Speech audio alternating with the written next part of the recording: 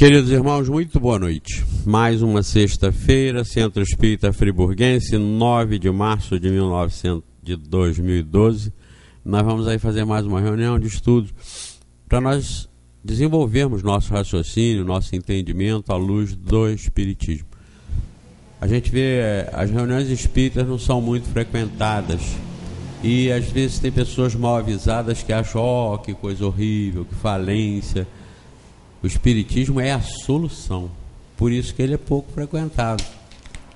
Claro que durante a reunião de sexta-feira é uma reunião num dia difícil realmente, nós estamos até para transferir, nós vamos decidir isso agora na próxima reunião de diretoria, semana que vem, nós estamos para transferir a reunião de sexta para domingo.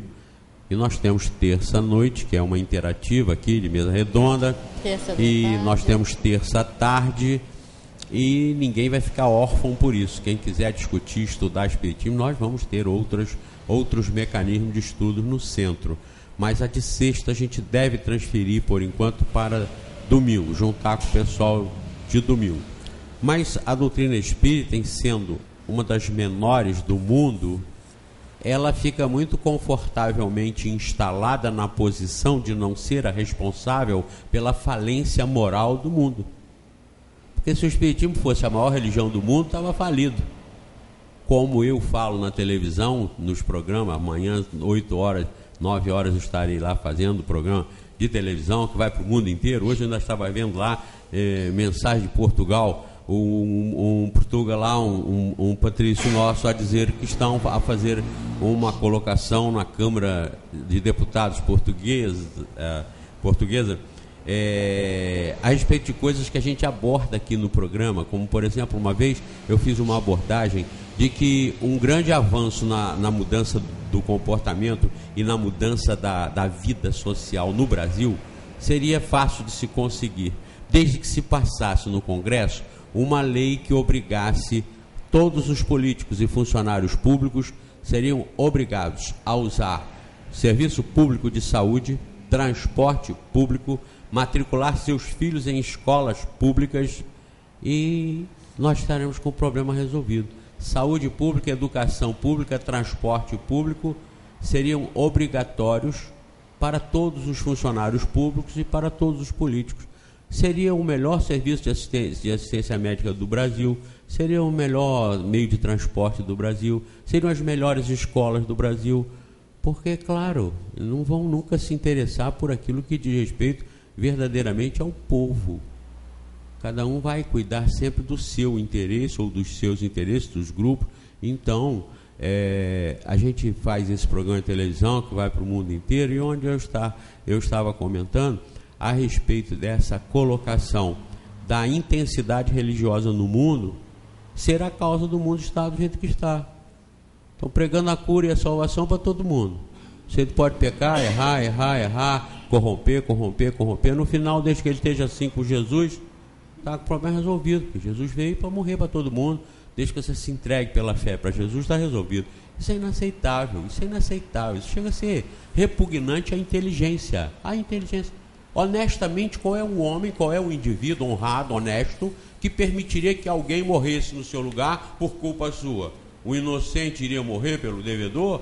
Ninguém. É desonesto, é imoral isso, você atribuir a um inocente aquilo que não foi feito por ele e obrigar que ele sofra por aquilo que os vigaristas estão cometendo.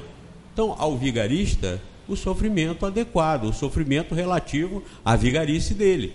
Ao honesto e honrado, a honra e a glória do esforço e da conversão dele. Isso não é justo não, por acaso? Isso não é justo não? Pois bem, um corrupto com 30 anos, com 27 anos, com 40 anos, vai deixar de ser corrupto para quê? Com 40 anos, e ele está no auge da corrupção e do ganho e da glória material. Por que ele vai se acertar, ser honesto? Por quê? Se as religiões estão garantindo que com 80 ele passa a mão no livro, bota debaixo do braço e se diz entrega a Jesus, está com o problema resolvido. Isso é resolvidinho. O português me mandou hoje também, acho, não foi um português da ilha, mas lá da Ilha da Madeira. Eu estava vendo agora, antes de vir para cá, um e-mail que ele mandou para o programa Terceira Revelação, mostrando a Guiné Equatorial. O que passam seres humanos encarnados na Guiné Equatorial, que é um paísitozinho do leste europeu, aliás, do oeste africano, do continente africano, lá no meio, que encaixaria no Nordeste nosso, mais ou menos, como nossos irmãos vivem lá, como os guineenses equatorianos, como eles vivem. Eram uma colônia espanhola, hoje eles estão livres, mas livres da Espanha, mas entregues a uma família de ditadores violentos, sanguinários, cruéis, assassinos, tudo que não presta. E eles sofrem horrores, mas tem os governantes de lá uma renda altíssima, são bilionários, porque é um dos maiores produtores de petróleo da região. E são lá mantidos pelos interesses dos poderosos do mundo. Estados Unidos, França, Alemanha, Inglaterra, mantém os ditadores. Esses ditadores que tem pelo mundo aí, eles são mantidos pelos poderosos do mundo. São mantidos porque os poderosos encabrestam os dirigentes, deixam eles lá mandando, são os ditadores. Quem sair das regras da disciplina da ditadura, eles mandam matar, eliminam, acabam com o problema e continuam servindo aos senhores que interessam, por exemplo, o petróleo, ou como qualquer outra riqueza que interessa para o mundo. Lá é petróleo e madeira. Eles chegam a exportar 1 milhão de metros cúbicos de madeira por ano. Isso é muita coisa, isso é uma devastação total. Então esse senhor lá, esse telespectador nosso, mandou uma matéria, um documentário muito interessante, que a gente vai se enriquecendo e percebendo. Ou nós conhecemos e nos interessamos pela doutrina espírita para compreender isso e sentir que isso está dentro de um contexto de evolução universal e que Deus está no comando realmente, ou então a gente deixa para lá, não finge que não existe, finge que não vê, finge que não é com a gente e larga isso para lá, porque nós não queremos raciocinar sobre o espiritismo. Então eu posso garantir para vocês, a doutrina espírita tem explicação para todos os problemas porque a humanidade passa. Os que estão lá hoje sofrendo desgraçaram muitas vezes o planeta e a sociedade no passado. Hoje estão lá. Os que estão desgraçando hoje, amanhã estão nascendo na Somália. Esses nossos corruptos políticos, esses nossos corruptos aí públicos e notórios, estarão também no Haiti, Serra Leoa, na própria Guiana. Então, isso, no panorama da doutrina espírita, é perfeitamente cabível, é perfeitamente viável e possível num planeta como esse, no planeta Terra, que, segundo os Espíritos nos esclarece, é dos mais atrasados da criação. Então a gente entende que num planeta dos mais atrasados da criação, o que predomina é o mal, a violência, a competição. Porque a característica nossa, individual, é a do egoísmo, é a do querer tudo para si, o melhor para si, primeiro o meu, primeiro mais confortável o meu. Então essa característica, ela é humana, terráquea, daqui, terrena. Ela é uma característica de todo ser humano. Uns têm mais, outros têm menos, e muito poucos não têm quase nada. Muito poucos não têm quase nada. Por isso que os exemplos de virtude no planeta são poucos. Aquelas virtudes que se destacam, aquelas pessoas que se apresentam no planeta como iluminadas, são poucos esses exemplos. Como nas grandes escolas, são poucos professores e muitos alunos. Na Terra, são poucos evoluídos e muitos atrasados. Então veja como é interessante nós, nesse contexto, nós nos situarmos. Nós também estamos nisso. Por que nós não estamos em Serra Leoa? Por que nós não estamos lá nessa Guiné Equatorial? Por que nós não estamos lá? Por que nós não estamos em Biafra? Por que nós não estamos na Somália, no Haiti? Nós podíamos estar, porque lá estão cheios, milhões e milhões de irmãos nossos estão espalhados pelo mundo. Agora, nós podemos confortavelmente estar tranquilos que nenhum deles, nem nós, estamos injustiçados. Essa é a oportunidade, essa é a escola. Vamos entender isso. Deus está no comando do universo, mas Deus não tem privilégios por um e negligencia outros. Deus é Deus de todos, do átomo a todos os espíritos, dos mais atrasados aos mais perfeitos. Deus está no comando. Nós estamos sob a regência da ordem universal, da perfeição universal e das leis justas, sábias e perfeitas de Deus. Nós não estamos aqui para estudar um Deus nosso, nós estamos aqui para estudar o Deus do universo, que é tanto nosso quanto de todo o infinito. Nós no Espiritismo viemos compreender isso, não o Deus espírita, não um Deus cristão, um Deus budista, não, nós viemos aqui compreender o Deus universal, o Deus supremo e eterno em todo o infinito. Aí nós começamos a nos libertar dessa caixa que nos enfiaram na cabeça, desde pequenininhos, desde novinhos, ensinando esse Deus que as igrejas e as religiões construíram e que não bate com a realidade. Pois muito bem, em nome deste Deus e com a assistência dos bons espíritos, nós estamos começando mais esta reunião em que a Ângela vai fazer a palestra e eu vou passar a palavra para ela. Muito boa noite a todos. É com alegria que mais uma vez aqui nos encontramos para continuar estudando realmente essa doutrina de renovação. Doutrina essa que modifica os nossos horizontes. Depois que a gente tem a notícia do Espiritismo, a gente vê que a coisa é diferente. A gente não pode continuar aquela mesma pessoa que sempre fomos. Quando a gente entende a justiça de Deus, como o nosso tema de hoje, ninguém pode ver o reino de Deus se não nascer de novo, né? Que é a reencarnação. Então, quando a gente entende esse mecanismo maravilhoso de Deus para com todos nós temos que modificar os nossos valores, os nossos padrões. E no Evangelho, no capítulo 4, foi bem explicado aqui por Kardec e os espíritos, né, da diferença da ressurreição, que era o que os judeus acreditavam que acontecia, e a diferença para a reencarnação, que o Espiritismo veio explicar para nós. Então, que diferença é essa, né? Ressurreição nos dá aquela ideia do retorno, a volta de um corpo morto. O corpo está lá, já foi todo desagregado, os vermes já se apoderaram daquele corpo, já houve toda uma desagregação física, né? Já foi compor novos corpos. Seria voltar aquele corpo à vida. E a reencarnação não. É a volta da alma ou espírito à vida corpórea. Mas, só que com uma diferença. Num corpo novinho. Um corpo pronto para iniciar uma nova trajetória terrena.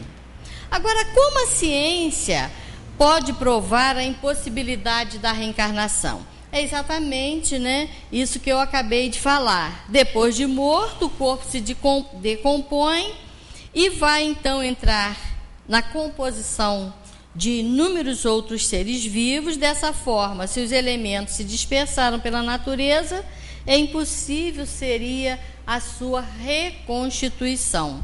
Então, realmente a ciência aí prova facilmente, né, que seria algo absurdo nós acreditarmos na ressurreição. Mas, de qualquer maneira, foi muito bem explicado na época, dentro dos limites do povo daquela época, e hoje a doutrina espírita veio clarear, né, veio trazer ensinamento novo em cima desses ensinos trazidos por Jesus. Os judeus tinham noções claras sobre a vida futura? Será que eles entendiam realmente o que vida futura era essa que Jesus nos trazia? Eles não tinham noção, não. Suas noções eram muito vagas e confusas. Acreditavam que se continuaria vivendo após a morte, isso eles acreditavam. Porém, como era essa vida, eles não sabiam, não tinham a menor noção o que acontecia com cada um deles, né, com cada um de nós, após a morte do nosso corpo. Isso também é muito comum. Vocês já pararam para analisar, né, para pensar? Por que vocês são espíritas? Por que vocês acreditam no espiritismo? Será que é por causa da reencarnação? Será porque consola? Cada um de nós tem que fazer essa indagação íntima para realmente se posicionar de uma forma segura nesse planeta. Nós estamos aqui para nos aperfeiçoarmos, para nos melhorarmos, e temos essa alavanca maravilhosa que é a doutrina espírita e esses ensinos que os espíritos nos trouxeram. Nós temos aqui no Livro dos Espíritos, na questão 166, que fala sobre a pluralidade das existências, que é um dos princípios básicos da nossa doutrina, que diz o seguinte: Kardec perguntou: a alma que não atingiu a perfeição durante a vida corpórea, como acaba de depurar-se? Quer dizer, nascemos, vivemos, estudamos, casamos, crescemos e morremos. E depois, né? Veio a resposta dos espíritos: submetendo-se à prova de uma nova existência. Então, de reencarnação em reencarnação, nós vamos acumulando conhecimentos, aprendizados. Cada reencarnação nós podemos entrar, né, enfocar num plano de conhecimento, e com isso nós vamos adquirindo a verdadeira sabedoria, que nós vamos somente adquirindo através desses mergulhos na matéria e irmos provando que estamos realmente aprendendo. E na 166A, Kardec pergunta: como ela realiza essa nova existência? Pela sua transformação como espírito? Ao se depurar, a alma sofre sem dúvida uma transformação, mas para isso necessita da prova da vida corpórea. Enquanto na espiritualidade, né, o espírito continua aprendizado. É porque nós deixamos o corpo aqui, né, na matéria, desencarnamos, que nós paramos o nosso aprendizado. Só que é necessário que nós mergulhemos na matéria, reencarnemos, para provarmos esse aprendizado que foi feito na espiritualidade e que nós viemos aqui para provarmos que já estamos capazes, já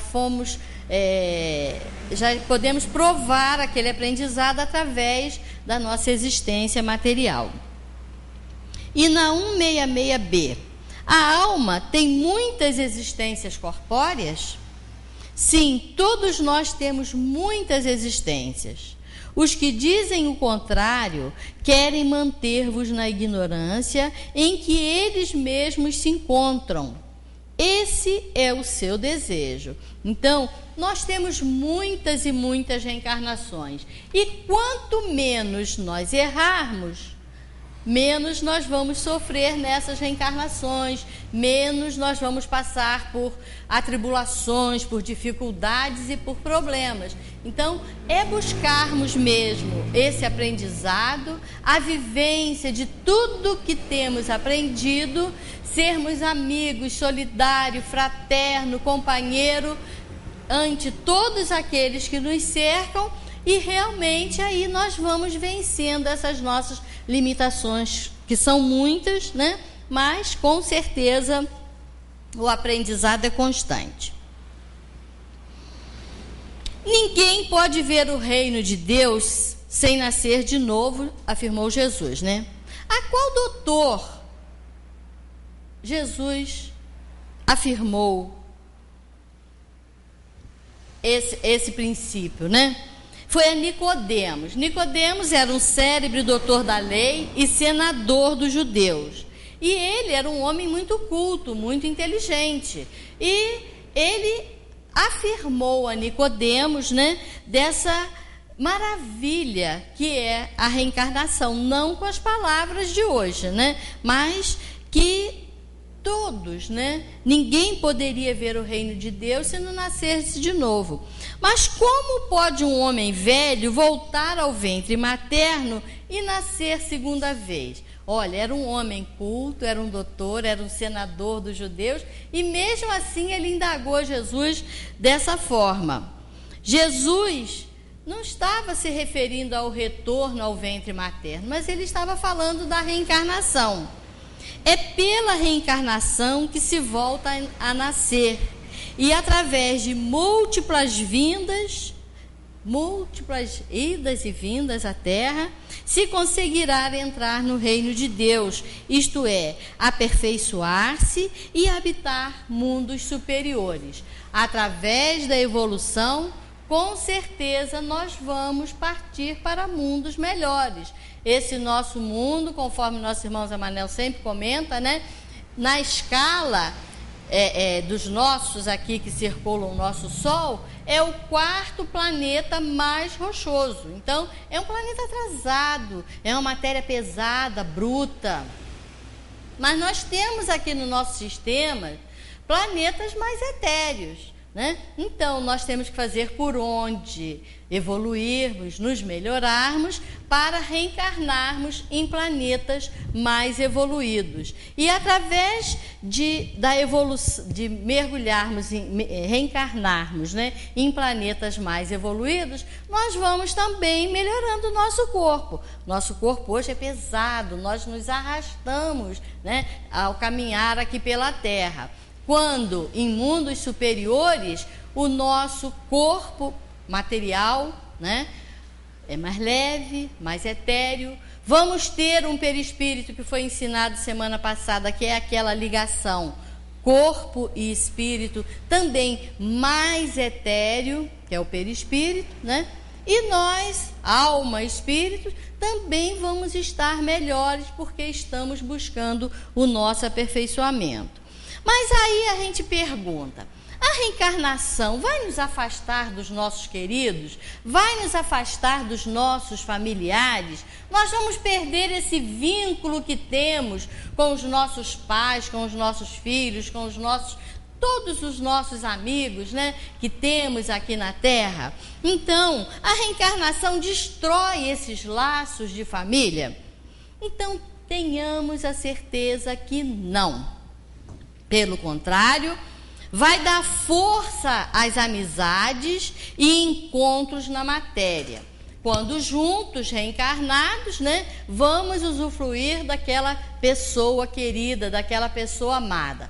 Quando na espiritualidade, também vamos estar perto daqueles que nos são afins, daqueles nossos queridos que estão fora da matéria, né? Então, esse mergulho na matéria, e um fica e outro vem, mas a nossa verdadeira família é a família espiritual. Então, quando estivermos libertos do corpo, nós vamos estar juntos, nós vamos cultivar essa amizade. Então, através da reencarnação, não vai acabar, não vai enfraquecer esses laços de família, não. Muito pelo contrário, cada um de per si vai se esforçar em se melhorar para continuar junto dos seus queridos. Porque o objetivo realmente da reencarnação é ampliar essa nossa família espiritual. Nós não vamos ficar limitados só a 5, 6 pessoas naquela família consanguínea, não. Isso vai ampliando. Quanto mais nós buscarmos a nossa evolução, o nosso aprimoramento, essa nossa família também vai crescendo. Hoje são 5, amanhã 10, daqui 100, 200 e por aí afora. Porque o objetivo da reencarnação é ampliar esses laços para toda a humanidade. Nós não vamos ficar restritos a apenas os familiares consanguíneos, né? Então, após a morte de todos os membros de uma mesma família, eles continuarão juntos? Por exemplo, minha mãe desencarnou, meu pai, meus irmãos, eu estou indo. Nós vamos continuar todo mundo junto? No caso aqui de janeiro, né, de 11 de janeiro do ano passado, que a gente tem que até procurar um pouquinho, né, apagar isso aí. Mas aquelas famílias que foram todas juntas, será que eles continuaram todos juntos? E a doutrina espírita vem nos responder o seguinte: não, porque nesses mundos já não existe mais o mal como na terra. E para lá são admitidos apenas os que se corrigiram em determinado número de vícios e defeitos. Desencarnaram todos juntos, mas não significa que todos eles vão para o mesmo lugar, na mesma hora, ali naquele momento, não. Quanto à vida no espaço, os espíritos se agrupam de acordo com as leis das afinidades espirituais, cujos laços são mais fortes que o do parentesco consanguíneo. Então, a família desencarnou naquele momento toda junta, mas naquele despertar do outro lado, cada um vai buscar aquele que é afim. A mãe, o pai vão buscar aqueles parentes que os antecederam e por aí afora. Não significa que vão permanecer juntos. O fato de reencarnarem não implica a destruição da amizade que reuniu os espíritos, pois terminada aquela nova encarnação, estarão todos eles novamente juntos, e sendo assim, muitos poderão reencontrar-se juntos ou visitar-se e auxiliar-se, apesar de estarem em planos diferentes. Pai, mãe foi para um lado, filho para o outro, mas eles vão ter a chance de se reencontrarem, apesar de não estarem na mesma faixa evolutiva. Mas a afinidade, o carinho, o amor, aqueles vão continuar, né, cultivando e vão poder se auxiliando, cada um auxiliando o outro, cultivando aquela amizade com carinho, para continuarem a sua perfeição. Caso não reencarnem juntos, poderão os espíritos rever-se? Eles vão se ver, eles vão se visitar, eles vão se intuir, né? Cada um vai pensar, vai lembrar com carinho, e os sonhos poderão, né, darão a chance deles se visitarem e se auxiliarem. Então, temos essa maravilha que é o sonho. Quando nosso corpo descansa, nós, alma, nos emancipamos e vamos visitar aqueles nossos queridos que estão na espiritualidade, que estão em outros planos, e eles vão continuar cultivando esse intercâmbio, né, do aprendizado. Aí vem a pergunta: é um castigo para os bons espíritos, para os pais, né, que já estão numa situação melhor, são bons pais, terem em casa, receberem como filhos espíritos maus, espíritos ainda atrasados, espíritos que ainda se regozijam no erro, se comprazem em fazer as coisas erradas aqui no mundo? É um castigo para esses pais? Não. Se eles são bons, se eles já se depuraram, se já estão num grau de espiritualidade, de entendimento, eles não vão ver isso como castigo, não, né? Eles vão como um médico, né? Os doentes não são encaminhados para os médicos. Então, esse pai está ali para auxiliar aquele filho. Ou vice-versa, às vezes o pai é um problema e o filho é uma belezura de menino ou de menina. E eles vêm para segurar, para ajudar, para impulsionar aquela família. Então, nós nunca temos que olhar a reencarnação como castigo. É sempre uma oportunidade abençoada que nós temos para evoluirmos, para crescermos, né? Então, vem aí a pergunta, né, que também consta nesse capítulo: o espírito que animou o corpo de um homem poderia encarnar em um animal? Nunca, tá? Isso aí está na questão 612. Kardec, né, como muito lúcido, muito... Está aqui, ó. O espírito que animou o corpo de um homem poderia encarnar-se no animal? Está na 612. E os espíritos responderam: isso seria retrogradar, quer dizer, andar para trás. o rio não remonta à nascente. Então, jamais isso aconteceria. Então, nós nunca vamos pensar que, conforme em outros países que acreditam na reencarnação, mas não da nossa forma, né, como à luz da doutrina espírita, eles acham, né, que pode nascer num boi, numa borboleta. Não, isso não existe. O espírito, depois que individualizado, que já adquiriu a sua individualidade como um ser, ele não vai voltar. Nós sabemos que do átomo ao arcanjo, tudo está em evolução, mas esse princípio que compõe nós, alma, isso já passou essa fase. Então, nós jamais retornaremos reencarnando em corpos de animais. Então, vai ser minha cadelinha. Nada disso.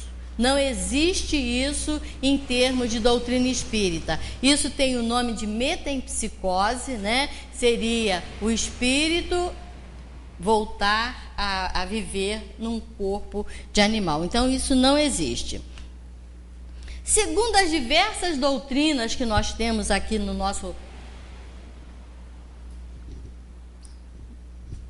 nosso país, na nossa região, né? Nós temos diversas doutrinas. E Kardec quis colocar ali, segundo as diversas doutrinas terrenas, qual é um resumo, o destino das almas após a morte. Então, nós temos o materialista, que seria o nada. A doutrina do materialista, acabou a vida do corpo, acabou tudo. Seria o nada total, né? Outro seria a absorção do todo universal, que também Kardec explica aqui no Livro dos Espíritos, que seria o panteísmo. Nós deixando o corpo, né, a alma deixando o corpo, ia compor o todo, que seria panteísmo. E a terceira, as almas continuam com sua individualidade e sua sorte é fixada definitivamente após a morte, conforme prega o catolicismo e o protestantismo. Então, se você foi uma pessoa boa, se você viveu dentro dos princípios do catolicismo ou do protestantismo, você naquele momento ali da sua morte, ou você vai para o céu, ou para o inferno, né? É a ideia deles. Então, vai para lá e lá vai ficar, tá? E a quarta, né? As almas continuam com a sua individualidade e sua sorte é fixada. Não, peraí, já estou voltando para o outro. As almas continuam com sua individualidade, mas sujeitas a um progresso infinito, através de múltiplas reencarnações, conforme ensina o Espiritismo. Então, dessas 4 doutrinas, né, que nós temos no nosso país, aqui na nossa região, somente o Espiritismo mostra para nós um progresso infinito, que nós temos que nos esforçar, procurarmos nos melhorar constantemente, para que venhamos de uma forma melhor à Terra, procurando evoluir, procurando nos aprimorarmos, para que esse progresso possa realmente acontecer em nós, né? Com as 2 primeiras doutrinas, né, a do materialismo e a do panteísmo, tudo está liquidado, não persistindo, portanto, nenhum traço de amizade entre as almas. Morreu, acabou, vai compor o todo, né? Então, as almas realmente, cada uma vai para o seu lado e ali acaba, né? E com a terceira, a sorte definitiva das criaturas, um pai ou uma mãe que foram excelentes pessoas vão para o céu. Eles vão ficar no céu felizes se seu filho foi levado para o inferno, porque ele era uma péssima. Não, né? Então, realmente, para atingir a nossa razão, o nosso raciocínio, nós temos que crer na doutrina espírita. Não é porque nós estamos falando, não, mas é pela lógica. Nós nascemos, lutamos a vida inteira, nós estudamos, trabalhamos, para depois que nós deixamos o corpo, tudo acabou, nada valeu. Então a doutrina espírita mostra para a gente um enfoque diferente. Vocês estão lutando sim, vocês estão batalhando, mas vocês vão ter uma sorte melhor, vocês vão ter um futuro mais risonho, vocês vão ter a chance do crescimento espiritual. Então, realmente, as almas que se amam, né? As almas que estão juntas, elas vão sim, através das vidas sucessivas, vão fortalecendo mais e mais esses laços de amizade, e esses laços vão ficando cada vez mais sólidos e vão se ampliando para toda a humanidade. Porque esse é o objetivo, né? Nós amarmos a todos indistintamente, né? Pois até as criaturas que se repelem hoje ainda vão viver bem e tranquilos e vão ser amigos, irmãos, viverão com fraternidade e amor lá na frente, não importa quando. Hoje elas não estão tendo chance porque até os fluidos se repelem, mas lá na frente elas vão poder se confraternizar e viver em paz, né? De acordo com os objetivos que a reencarnação está mostrando para nós, né? Então, nós vemos que a reencarnação é uma necessidade para os espíritos.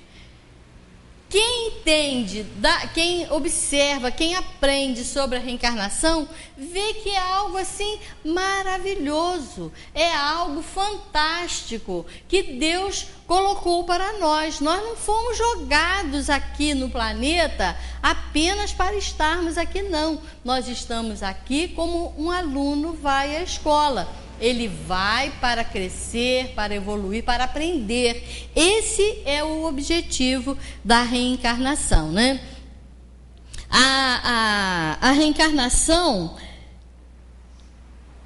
nos mostra que, através dos desenvolvimentos, das inúmeras faculdades que vamos tendo, nós vamos garantindo uma situação espiritual melhor para nós. Então, lá na Idade da Pedra, nós víamos, né, cada vez mais as pessoas passarem pelas dificuldades mesmo, né, pelas provações, porque tudo era muito rude. E hoje, com a tecnologia, com a evolução intelectual, nós vamos melhorando, nós vamos trazendo conforto para nós. Então, quanto mais nós buscarmos esse nosso aprimoramento espiritual, essa nossa evolução, seja ela tecnológica, seja sentimental, seja qualquer tipo de evolução, isso vai trazer para nós um retorno, que é sofrermos menos, termos menos dificuldades, menos problemas aqui na Terra. Agora, quando a reencarnação se torna um castigo para o espírito? Está aqui também no Evangelho, quando que o espírito pode ver a reencarnação como um castigo?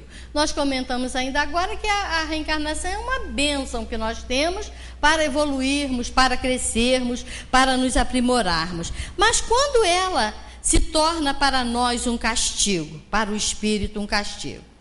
Quando eles se obstinam no mal, quando é persistente no mal e se atrasam, né, bastante, eles se mergulham bem, atrasando bastante o seu progresso. Então, eles têm que vir de uma forma impositiva, passar por expiações difíceis para reparar as suas faltas. Então, vamos colocar essa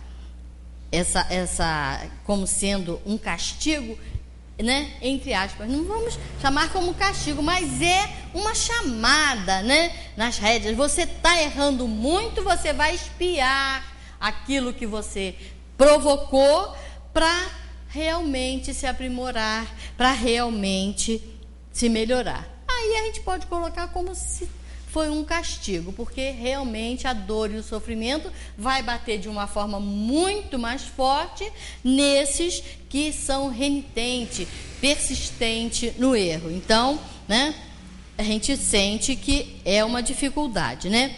A reencarnação para um selvagem, para um espírito de um selvagem, é um castigo? Nós vamos olhar também como um castigo para aqueles espíritos ainda bem primitivos. É um castigo nascer, né, como selvagem? A reencarnação é uma necessidade, pois ele também, né, o selvagem, precisa progredir, e é através também das vidas sucessivas que poderá ir adquirindo o progresso moral, o científico, de que tanto carecem. Então, eles hoje nascem lá na selva, né, como selvagens, mas ali eles estão aprimorando uma série de coisas, né? Eles vão tendo um aprendizado muito diferente de que nós, quando nascemos na civilização. Mas eles também estão evoluindo. E depois eles vão vir na civilização, e na civilização eles vão ter o aprendizado tecnológico, o aprendizado científico, porque todos os espíritos são criados simples e ignorantes. Eles partem de um ponto comum. Todos nós fomos criados iguais. Ninguém teve o privilégio, nem mesmo Jesus, né? Jesus, esse espírito que nós temos como modelo, não, foi criado simples e ignorante, e através do seu empenho, do seu esforço, adquiriu também o grau de perfeição que nós temos notícias aqui, né? Através do seu evangelho que ele nos legou, mas também passou pelas dificuldades, pela fiada da ignorância. Ele pode não passar, né, pela fiada do mal, ele não precisa errar, ele não precisa cometer absurdos no erro, mas pela ignorância passou, e somente nos empenhando muito é que nós vamos evoluir. Cada um de nós temos que nos esforçarmos, nos empenharmos nisso aí, para que nós possamos crescer em espiritualidade. As reencarnações têm um número limitado? Será que quando eu atingir a 100ª, será que acabou?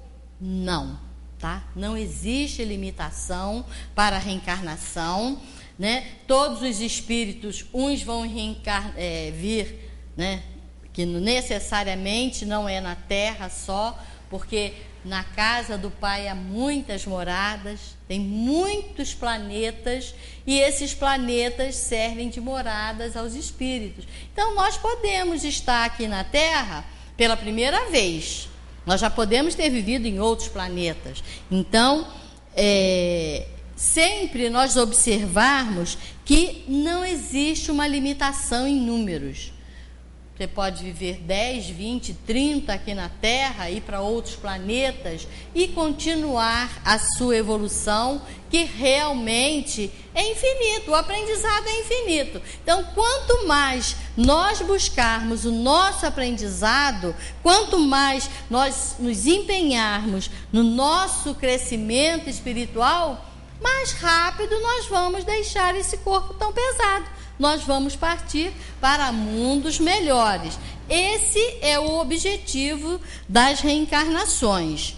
Então, os espíritos encarnados em mundos mais elevados, né, ficam a eles presos como nós aqui na Terra. Nós aqui sentimos, né? Nós, quando vamos dormir, nós podemos sonhar, mas nós sentimos que estamos presos, célula por célula, a esse corpo. E nos planetas, nos mundos mais evoluídos, né? Como ficam os espíritos? Eles não ficam presos como nós, não. Sendo o seu corpo e o seu perispírito mais etéreo, mais leve, né? Eles encontram facilidade em desprender-se do corpo E com isso eles seguem em missões, eles podem desenvolver várias atividades, enquanto às vezes o seu corpo repousa, o espírito está galgando outros planos, outras situações, sendo úteis a outras pessoas que necessitam deles, né? Então, a gente vê que nós fomos colocados aqui na Terra, nós mergulhamos aqui na Terra, e é realmente maravilhosa essa oportunidade que nós temos. Nós trouxemos aqui a excelência do voo sublime. Observem essa história, não é bem uma história, porque quem vê uma Discovery, quem vê um Animal Planet ou outro que envolve animais, vai ver que isso aqui é uma realidade. Olha só, a águia empurra gentilmente seus filhotes para a beirada do ninho. Seu coração maternal se acelera com as emoções conflitantes. Ao mesmo tempo em que ela sente a resistência dos filhotes aos seus persistentes cutucões. É lógico, né? Filhote está no ninho, de repente a mãe está empurrando para sair dali, né? Por que a emoção de voar tem que começar com o medo de cair? Ela pensou. Esta questão secular ainda não estava respondida para ela. Como manda a tradição da espécie, o ninho estava localizado bem no alto de um pico rochoso, nas fendas protetoras de um dos lados da rocha. Abaixo dele, somente o abismo e o ar para sustentar as asas dos filhotes. E se justamente agora isso não funcionar? Ela pensou. Apesar do medo, a águia sabia que aquele era o momento. Sua missão maternal estava prestes a se completar. Restava ainda uma tarefa final, o empurrão. A águia tomou de coragem que vinha da sua sabedoria interior.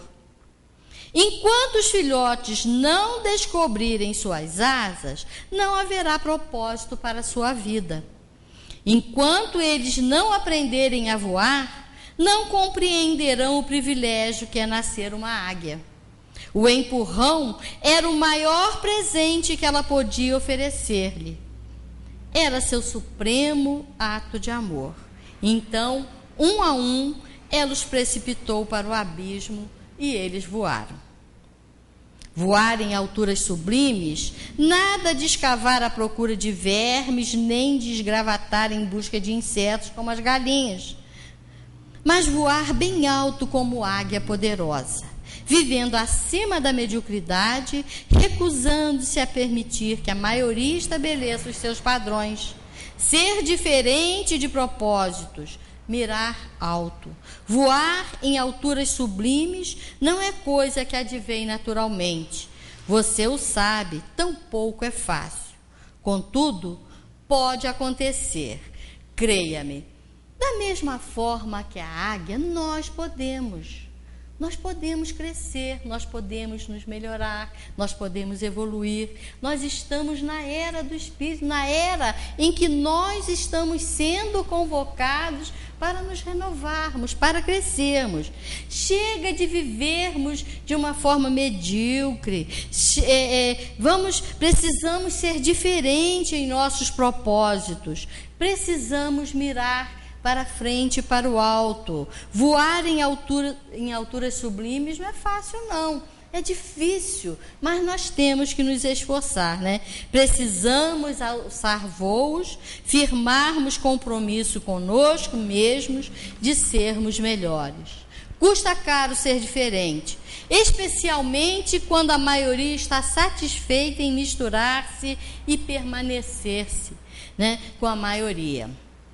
Não temos muito tempo para vivermos aqui na Terra, este pequeno planeta de provas e expiações. Mas é importante que lutemos e procuremos alçar o voo altaneiro, sublime mesmo, envolvidos e rodeados de pessoas que apenas vão no embalo da vida. Então, a gente não pode viver nesse turbilhinho, envolvido nesse roldão que está o mundo. Nós precisamos realmente, modificarmos.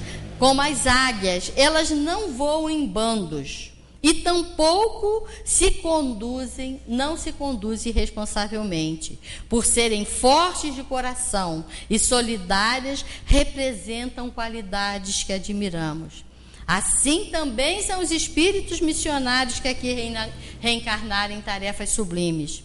A águia gosta de parar nas alturas, acima do mundo, não para ver as pessoas de cima, mas para estimulá-las a olhar para cima. Isso quem disse foi Elizabeth Kubler-Ross.